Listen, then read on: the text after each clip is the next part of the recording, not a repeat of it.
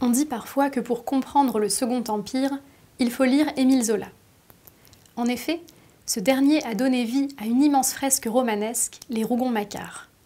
Elle dépeint, en 20 romans, la société du Second Empire de façon détaillée et foisonnante. Attention néanmoins, c'est un peu corrosif. Derrière l'expérimentation littéraire de l'écrivain naturaliste, le projet de Zola comporte aussi une forte dimension de charge politique. Émile Zola est un romancier et journaliste de la fin du XIXe siècle. Il est le chef de file du mouvement naturaliste, dont il est presque le seul représentant à avoir réussi l'épreuve du temps. La plupart de ses disciples sont aujourd'hui oubliés. Le naturalisme se nourrit du positivisme et cherche à faire du roman un lieu d'expérimentation scientifique. Dans le sens premier du mot, un naturaliste est un savant qui étudie la nature.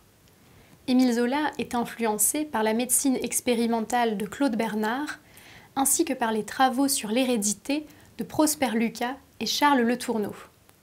Il est aussi influencé par Balzac, qui, dans la première moitié du XIXe siècle, étudie l'influence de la société sur la trajectoire des individus. En 1879, Zola confie à son éditeur Lacroix qu'il souhaite faire pour le Second Empire ce que Balzac a fait pour le règne de Louis-Philippe. C'est au croisement de ces différentes influences que se situe la clé de voûte des Rougon-Macquart, résumée parfaitement dans le sous-titre du premier roman, Histoire naturelle et sociale d'une famille sous le Second Empire. Mais après tout, pourquoi avoir choisi le Second Empire comme toile de fond de son expérimentation naturaliste? C'est une histoire encore très récente. Zola publie le premier roman de la série en 1871, un an après la chute de l'Empire, le 2 septembre 1870. Petit point d'histoire. Le 24 février 1848, la France change de nouveau de régime politique et la monarchie de Juillet laisse place à la Deuxième République. Contre toute attente, c'est Louis-Napoléon Bonaparte, neveu de Napoléon Ier, qui est élu président de la République pour 4 ans. Émile Zola forme beaucoup d'espérances vis-à-vis de ce nouveau régime. Mais Louis-Napoléon Bonaparte, en désaccord avec l'Assemblée nationale, organise un coup d'État le 2 décembre 1851 et rétablit l'Empire un an plus tard. Émile Zola considère alors Napoléon III comme un usurpateur, et ce sera le point de départ de son combat contre l'empereur. À présent, voyons comment Zola construit son opposition en littérature. Sur les 20 romans du cycle des Rougon-Macquart, 9 d'entre eux renferment une critique sociale et politique particulièrement acerbe. 4 contiennent une critique directe, mettant en scène Napoléon III, ses décisions politiques ou encore son cercle proche. Le premier roman, La fortune des Rougon, est publié en 1871.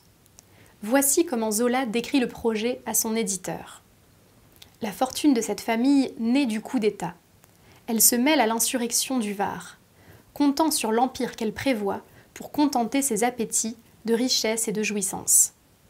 L'empereur est présent dans le roman, mais ce sont les petits opportunistes qui constituent le vrai sujet de l'œuvre, ceux qui se servent de l'empire pour se hisser à une meilleure place dans la société. La Curée, publiée en 1872, nous plonge dans le monde de la spéculation immobilière, que Zola décrit comme la terrible comédie des vols contemporains. Les grands travaux de Paris, menés par le baron Haussmann, en sont la toile de fond, sur laquelle s'agite un monde d'hommes politiques corrompus. Le tableau se poursuit avec Son Excellence Eugène Rougon, 6e roman de la série, publié en 1876. Le cycle se termine comme il a commencé, sur un temps fort de notre histoire. L'avant-dernier roman, le dernier tient plutôt lieu d'épilogue, l'avant-dernier donc, La débâcle, publié en 1892, nous raconte la défaite militaire contre la Prusse, la chute de l'Empire et la Commune de Paris. Les 5 autres romans présentent une critique moins directe. On s'éloigne de la politique et de Napoléon III. L'auteur dépeint les vices et les faiblesses des différentes strates de la société. Il n'épargne personne. Publié en 1880, Nana décrit le monde de la prostitution dans la haute société. Dans Pot-Bouille, publié en 1882, Zola nous donne à voir une petite bourgeoisie étroite d'esprit et superficielle, obsédée par le paraître. Dans l'Argent, publié en 1891, ce sont les banquiers et les spéculateurs qui en prennent pour leur grade.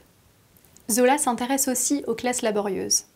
En 1877, dans l'Assommoir, il diagnostique la déchéance physique et morale des ouvriers des villes, liée à leurs conditions de vie désastreuses. Alcoolisme, violence, adultère. Et dans Germinal, en 1885, il attire notre attention sur un monde ouvrier écrasé par le travail et la structure de la société dans les mines du nord de la France. En résumé, dans cette fresque romanesque, le naturaliste Zola critique Napoléon III à travers l'examen de la société du Second Empire. Son œuvre est particulièrement riche d'apprentissage sur la seconde moitié du XIXe siècle. C'est une première approche intéressante pour découvrir le Second Empire, cela sans oublier la charge polémique. Mais on peut y ajouter une deuxième lecture. Le cycle des Rougon-Macquart est également une excellente clé pour comprendre, en filigrane, le système de valeurs d'un intellectuel républicain, socialiste et positiviste de la fin du XIXe siècle.